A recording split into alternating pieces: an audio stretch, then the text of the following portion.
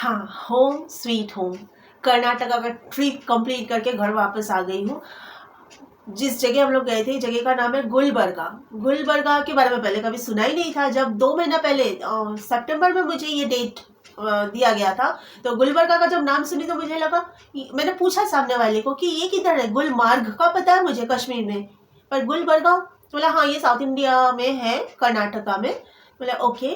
तो फिर वेट कर रही थी मैं इस इवेंट के लिए बहुत बेसब्री से, क्योंकि पहले पता था राहुल रॉय आने वाले हैं। फिर बाद में पता चला संगीता बिजलानी भी आने वाली है। लास्ट मंथ मुझे पता चला कि संगीता बिजलानी भी आने वाली है। ये पोस्टर जब बन के आया मेरे पास में, तब मुझे पता चला कि संगीता मैम भी आ रही है। तो फाइनली 15 दिसंबर का ये इवेंट था। मैं आप लोगों को बता दूं, 15 दिसंबर मेरी शादी का फर्स्ट एनिवर्सरी था। तो ये ऊपर वाले की तरफ से मेरे लिए एक बहुत बड़ा गिफ्ट मैं बोलूँगी कि 15 दिसंबर के दिन मुझे राहुल रॉय और संगीता बिजलानी जी के साथ में काम करने का मौका मिला। मैं ये सोच रही थी कि सारी कहानी तो मैं हमेशा बताती हूँ, आप लोगों के साथ शेयर करती हूँ बातें। मैं सोच रही थी कि ऊपर वाला जो करता है अच्छे के लिए करता है। जो हुआ वो मेरे अच्छे के लिए हुआ, जो मैं अब जाके समझ रही हूँ।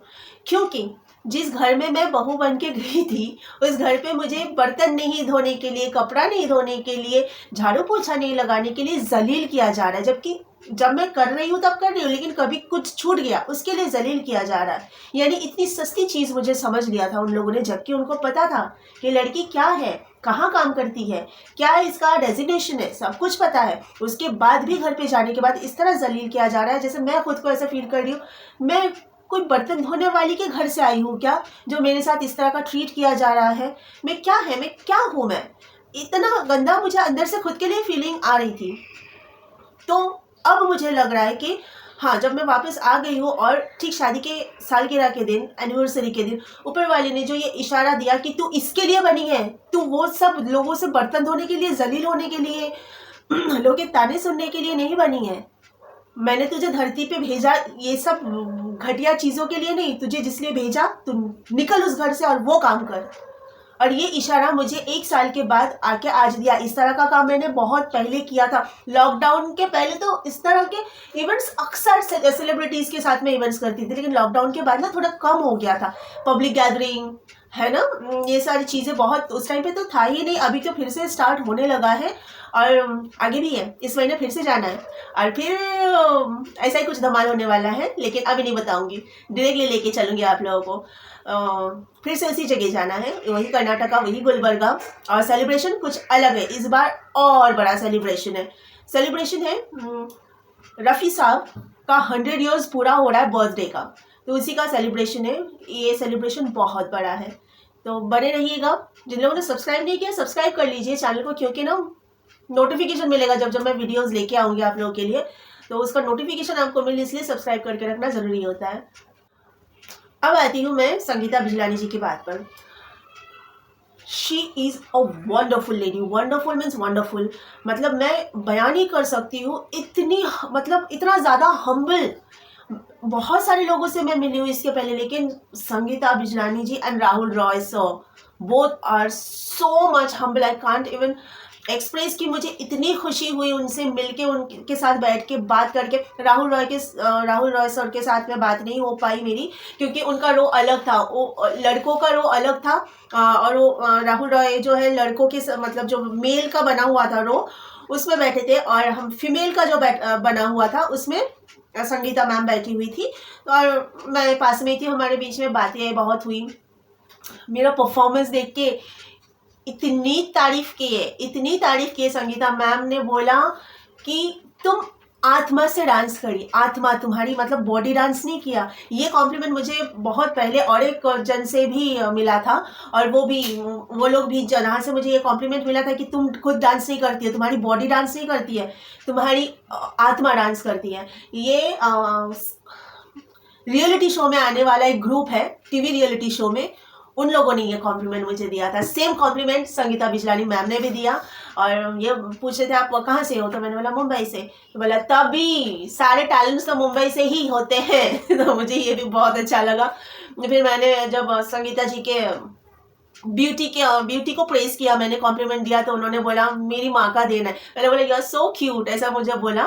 फिर बोला ये ब्यूटी मेरी माँ का देन है, मेरी माँ बेहद खूबसूरत थी, मैं तो कुछ नहीं उनके सामने। तो मैंने बोला बेटियाँ तो मोस्टली माँ की परछाई होती है। बोला नहीं, मेरी माँ तो बहुत ज़्यादा खूबसूरत थी, मैं उनके आगे कुछ नहीं हूँ। तो बहुत सारी बातें हुई। फिर जाते टाइम पे मुझे हग किया उन्होंने, ये मुझे बहुत अच्छा लगा। उनकी फ़्लाइट थी, जल्दी जल्दी में उनको जाना था, दोनों को ही जल्दी जल्दी में जाना था। तो उन्होंने जो हग किया ना मुझे, ये मुझे बहुत ज़्यादा अच्छा लगा। किसी को यहाँ तक पहुँचाना बहुत बड़ी बात होती है, हम किसी को भी उठा के हग नहीं कर सकते, और मैं उनके यहाँ तक जो पहुँच पाई, ये मैं खुशी किसी को बता नहीं सकती हूँ कि मैं उनके यहाँ तक दिल तक पहुँच पाई।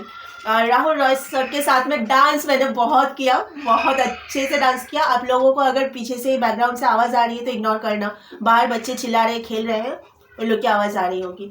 राहुल रॉय सर के साथ, संगीता मैम के साथ भी मैंने डांस किया, देखा होगा आप लोगों ने वीडियो में। राहुल रॉय सर के साथ में भी डांस किया। इनफैक्ट राहुल रॉय सर तो पूरे गाने में मेरे साथ में डांस किया, जब तक गाना एंड नहीं हुआ। मुझे ये बहुत अच्छा लगा। बस इतनी एक अफसोस, मतलब क्या बोलूँ, एक रिग्रेशन रह गया है कि बात नहीं हो पाई उनसे, क्योंकि वो मेल के साथ बैठे होते ना, मेल के रो में बैठे थे, तो वहाँ तक जाके उनसे बात करना नहीं हो पा रहा था। सारे और भी मेल्स बैठे हुए थे ना वहाँ पर, इसके लिए। बस डांस करके मुझे बहुत मज़ा आया। ये गाना जब तक नहीं एंड हुआ तब तक बहुत उन्होंने डांस को एंजॉय किया मेरे साथ में, राहुल सर ने। मुझे मतलब वो चीज़ मुझे बहुत खुशी दी। बस एक रिग्रेशन रह गया कि बात नहीं कर पाई मैं उनसे, और ये खुशी हुई कि संगीता मैम से बहुत बातचीत। फिर इवेंट के आखिर में हमें फेलिसिटेट किया गया, शॉल और गले के हार से हमें ऑनर किया गया। अशफाक साहब ने ख़ुद हमें ये शॉल पहनाया और गले में हार पहनाया। फिर मैंने उन्हें जन्मदिन की फिर से एक बार बधाई दी। फिर हम मुंबई के लिए निकल आए। एनीवेज, आज मैंने ये सारी चीज़ें इसलिए शेयर किया कि हमेशा तो बहुत सारी बकवास जो एक्सपीरियंस है लाइफ का वो शेयर कर रही हूँ, आज क्यों थोड़ी खुशी क्यों ना मैं आप लोगों के साथ शेयर करूँ। और फिर आगे और है बाकी, और 24 तारीख के लिए, 24 तारीख को जाने वाली हूँ। मोहम्मद रफ़ी साहब का बर्थडे सेलिब्रेशन है, 100 ईयर्स पूरा हो रहा है इस साल, तो इसका सेलिब्रेशन के लिए जा रही हूँ। बने रहिएगा 24 तारीख के लिए, वेट करिए। बीच बीच में तो अपनी लाइफ की स्टोरीज और बताऊंगी, बहुत सारी बातें हैं, बताती जाऊंगी, शेयर करूंगी।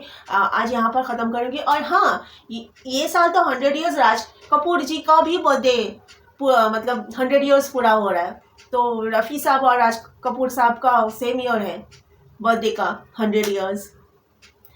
ओके, तो आज यहीं पर एंड करती हूँ। Bye bye.